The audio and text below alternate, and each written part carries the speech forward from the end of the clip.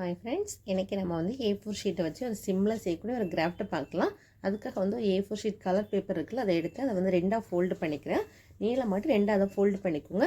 இதை ஃபோல்டு பண்ணிவிட்டு இதை கட் பண்ணி எடுத்துக்கோங்க. கட் பண்ணிவிட்டு திரும்பவும் இதை என்ன பண்ணணும்னா, அது ரெண்டு கட் பண்ணி வச்சுருக்கோம்ல, அதை சேர்த்து திரும்ப ரெண்டாக நீங்கள் ஃபோல்டு பண்ணணும். இந்த மாதிரி ஃபோல்டு பண்ணிவிட்டு திரும்ப அந்த ஜாயிண்ட் ஆகிருக்குல்ல, அந்த க்ளோஸ் ஆகிருக்கும்ல, அந்த இடத்துல இந்த மாதிரி சின்ன சின்ன குட்டி குட்டியாக கட் பண்ணணும். மேலே ஸ்பேஸ் இருக்கணும்.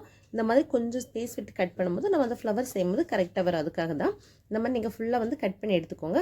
கட் பண்ணி எடுத்துகிட்டு இந்த பேப்பர்ஸை தனித்தனியாக பிரிச்சுக்கோங்க. பிரிச்சுட்டு திரும்ப என்ன பண்ணணும்னா, அதை வந்து டேர்ன் பண்ணணும். நீங்கள் டேர்ன் பண்ணும்போது அது கொஞ்சம் வந்து அந்த ஃப்ளவர் ஷேப் மாதிரி உங்களுக்கு கிடைக்கும். அதுக்கப்புறம் இதை அப்படியே என்ன பண்ணணும்னா, கம் போட்டு க்ளூ போட்டு நீங்கள் வந்து நல்லா ஒட்டிக்கோங்க. ரெண்டு பேப்பர்ஸையுமே க்ளூ போட்டு கொஞ்சம் ஒட்டி ஒரு 10 மினிட்ஸ் வந்து நீங்கள் இதை வந்து காய விடணும்.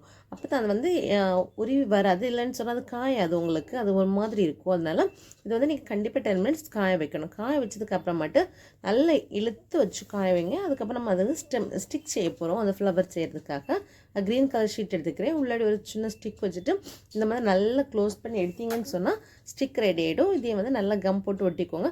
இது உங்களுக்கு திக்காதுன்னு சொன்னால் லாஸ்ட் எண்ட் இருக்குல்ல, அதை பிடிச்சி நீங்கள் நல்லா டைட்டாக திருக்குறீங்கன்னு சொன்னாலே, இந்த மாதிரி உருட்டுனீங்கனாலே அது வந்து என்னென்னா ஸ்லிம்மாகி உங்களுக்கு வந்துடும். அதுக்காக தான் இந்த மாதிரி ஃபுல்லாக முடிச்சுட்டு அதுக்கடுத்து நம்ம லீவ்ஸ் செய்ய போகிறோம்.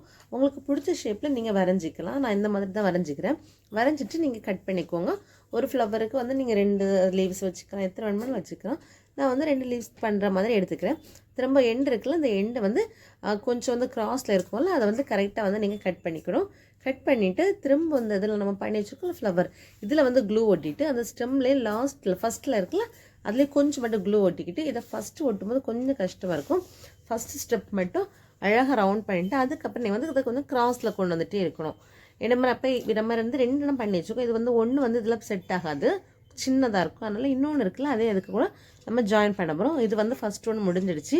திரும்ப செகண்ட் ஒன்று இருக்குல்ல, அதையும் நம்ம எடுத்து க்ளூ தடவி இந்த மாதிரி ஜாயின் பண்ணிக்கிட்டோன்னு சொன்னால் அது கொஞ்சம் நீட்டமாக ஒரு பெரிய ஃப்ளவராக வந்துடும். இது முடிச்சதுக்கு அப்புறமா வந்து நம்ம என்ன பண்ணால் லீவ்ஸ் இருக்குல்ல, அதை ஒட்டிட்டிங்கன்னா ஒரு அழகான வந்து உங்களுக்கு டெக்கரேஷன் ரெடி ஆகிடும். நம்ம இது வீட்டில் எங்கே வேணும்னா நம்ம வச்சுக்கலாம்.